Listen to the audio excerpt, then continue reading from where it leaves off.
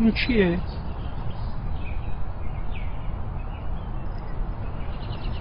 گنجشک.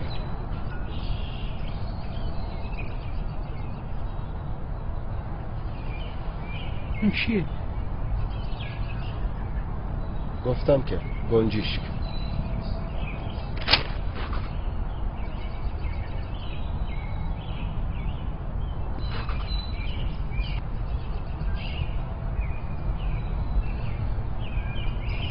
اون چیه؟ پدر اون یه گنجشکه. گنجشک. اون چیه؟ چند بار بهت بگم یه گنجشکه، چرا نمیفهمی؟ کجا میری؟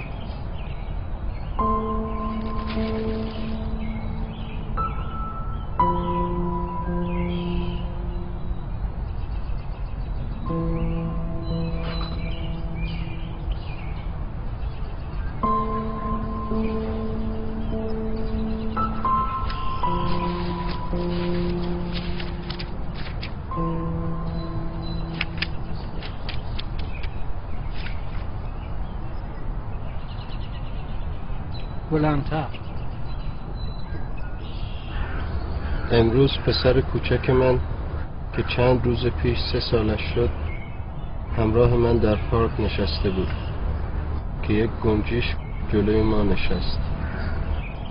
پسرم 21 بار از من پرسید که اون چیه و من 21 بار به او جواب دادم که اون گنجشکه. هر بار که اون این سوال تکراری رو میپرسید من در آغوش میگرفتمش و به او پاسخ میدادم بدون اینکه عصبانی بشم. احساس میکنم که خیلی دوستش دارم.